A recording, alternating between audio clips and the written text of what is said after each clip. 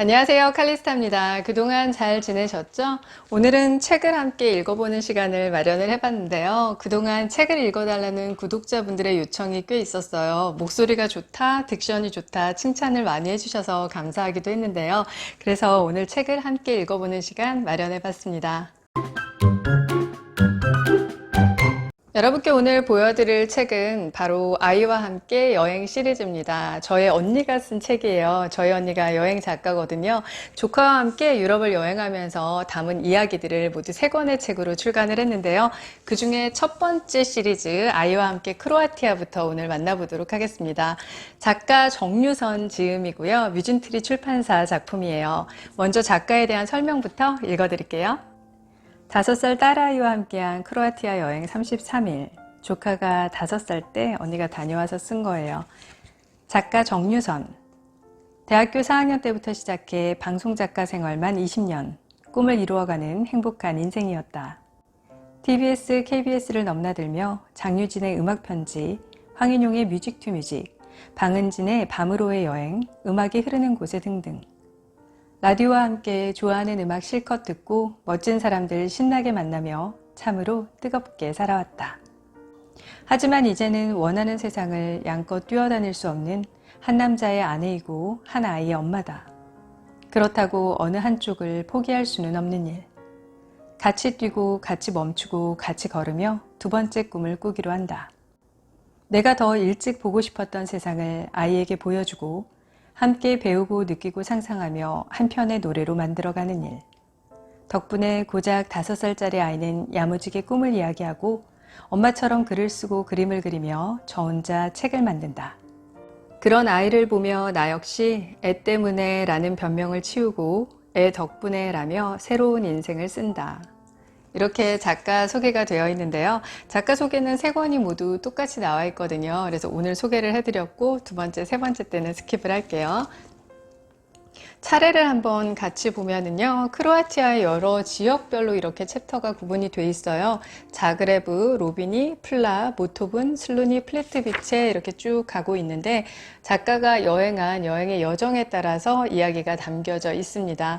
이 지역을 이렇게 여행을 하면서 아이와 겪은 여러 가지 에피소드들도 들어있고요. 그 지역의 모습도 또 상세하게 담겨져 있어요.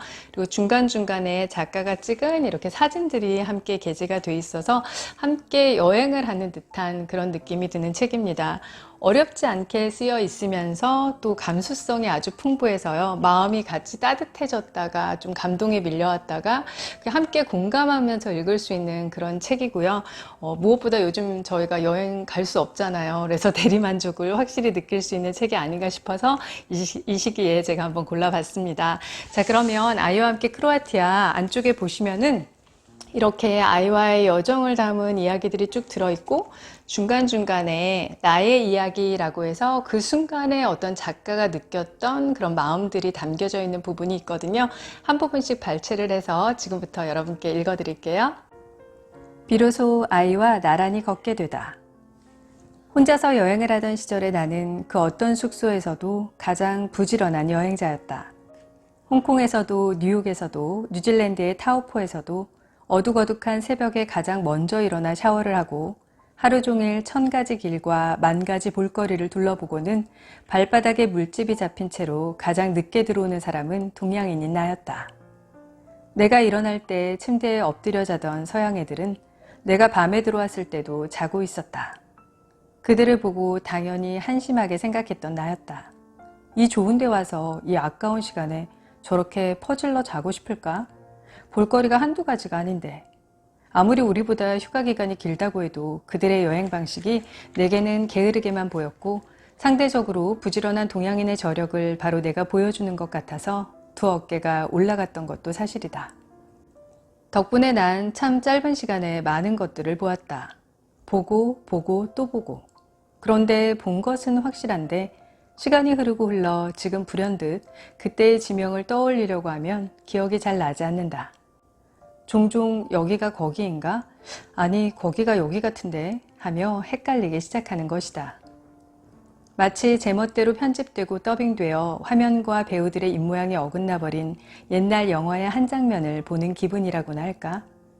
그런데 여기 이곳 크로아티아의 마카레스카에 와서 비로소 알겠다. 진정한 여행이란 속도와 반비례 한다는 것을. 오후 내내 아드리아해에 몸을 담갔다가 자갈놀이도 했다가 책도 읽으면서 더 없는 신선놀이를 하고 숙소로 돌아올 때였다.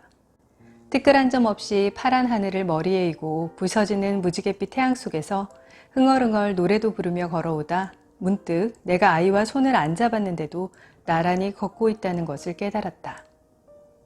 아이와 처음 여행을 떠나올 때 우리의 여행 주제는 한 줄 기차로 가는 여행이었다. 아이는 유치원에서 교실을 이동할 때면 늘 친구들과 한 줄 기차가 되어 차례차례 이동을 했었나 보다. 엄마 아빠와 외출이라도 할라치면 무조건 한 줄 기차로 줄을 세웠다. 당연히 제가 제일 앞이고 엄마가 그 뒤고 아빠는 맨 뒤. 그런데 어찌하다 보니 여행 내내 우리가 만드는 한 줄 기차는 엄마가 앞서고 아이가 딴청하며 뒤따라오는 형국이었다. 지안아 어서 와. 엄마는 자꾸 아이의 이름을 부르거나 손을 까딱거리며 어서 달려와 엄마 손을 잡아달라고 재촉하곤 했던 것이다.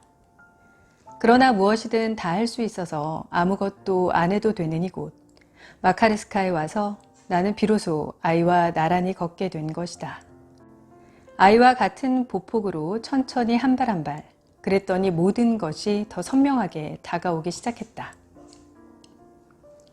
쏟아질 것 같은 회색의 비오바 산맥도, 순식간에 꼬리를 감추어버리는 엄지손가락만한 도마뱀도, 아이의 다리 사이를 빠져나가는 붉은 개미도, 우리가 머무는 숙소의 나뭇가지에 앉아 두리번거리며 먹이를 찾던 그 이름 모를 까만 새도, 그리고 우리가 수영하는 물속에서 같이 뛰놀고 있던 수백 수천 마리의 물고기들도 다 나름의 색깔을 띠며 내 망막에 더 크게 머무는 것이었다.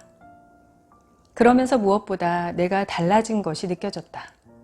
어느덧 내가 아이에게 이렇게 노래를 부르는 것이다. 지안아, 여기서는 아침에 사탕 먹어도 좋아. 이도 밥 먹자마자 안 닦아도 좋아. 침대 위에서 하루 종일 장난감 다 늘어놓고 놀아도 좋아. 이불로 쥐구멍을 만들어 엄마를 불러도 좋아. 옷 안 갈아입고 머리 안 빗고 입냄새 솔솔 풍기며 뽀뽀 세례를 해도 좋아. 내가 원하는 것은 다 해보렴. 여기야말로 시간이 멈춰버린 곳 마카르스카이니까. 너와 내가 드디어 나란히 걸을 수 있게 된 곳 마카르스카이니까. 아이는 평소와 다른 엄마가 더 마음에 드나 보다.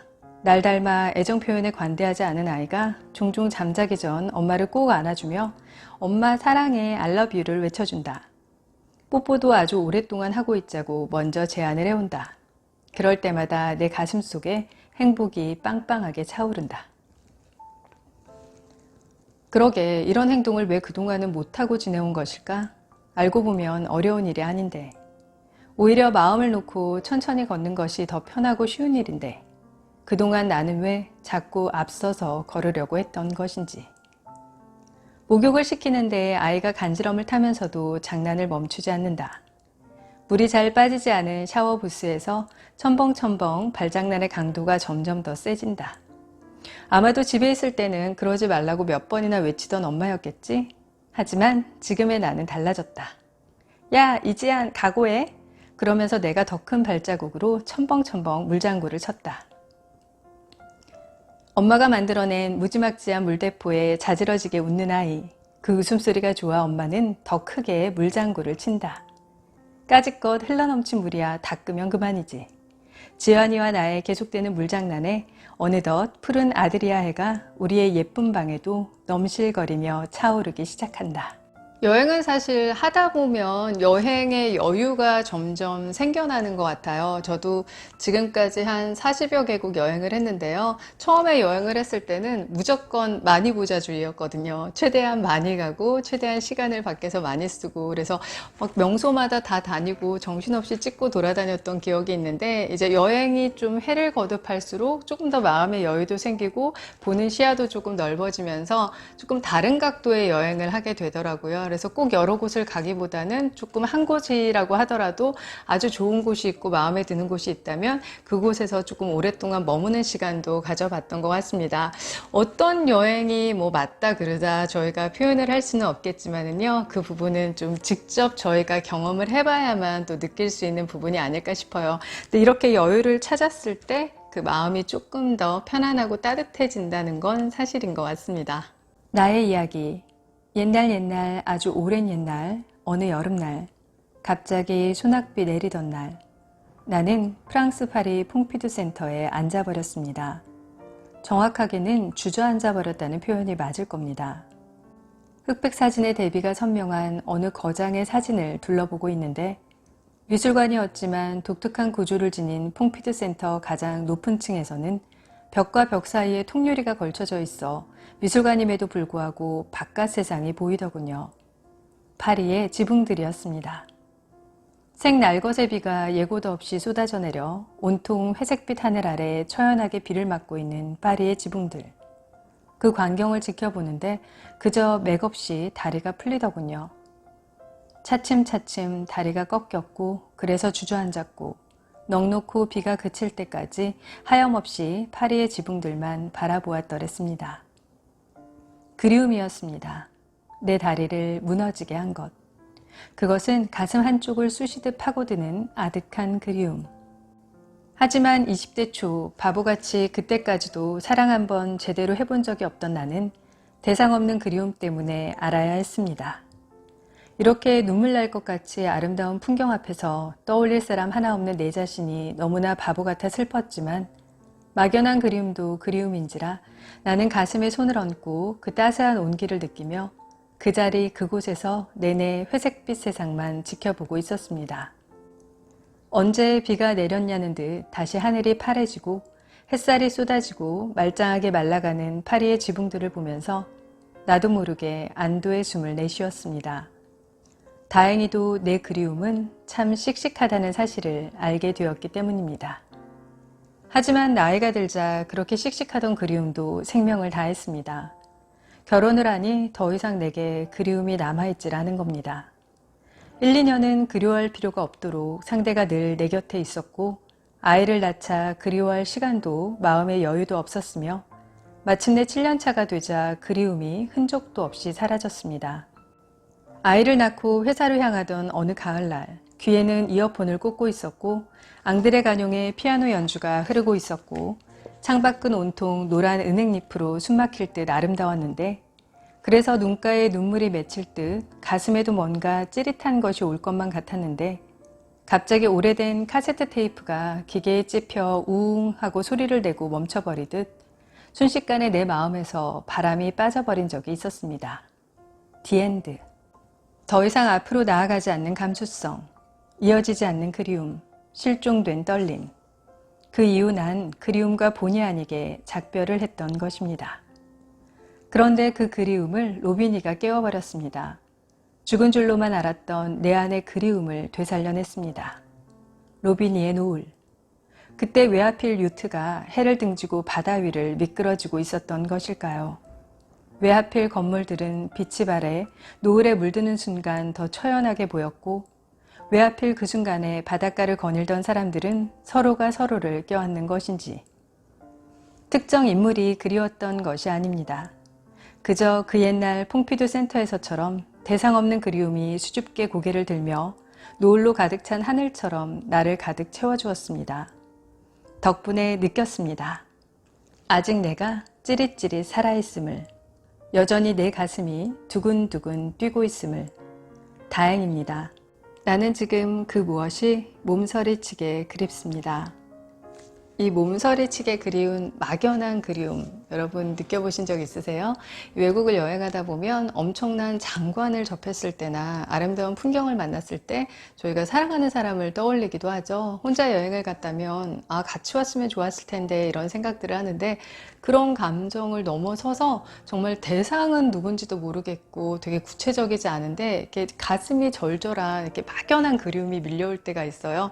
그리고 그 그리움이 또 느껴지다 보면은 나중에는 벅찬 사랑의 감정으로 좀 꽉 채워지기도 하고 아주 미묘한 마음속에 그 저희의 심장을 막 움직이는 그런 감동들이 밀려올 때가 있는데요.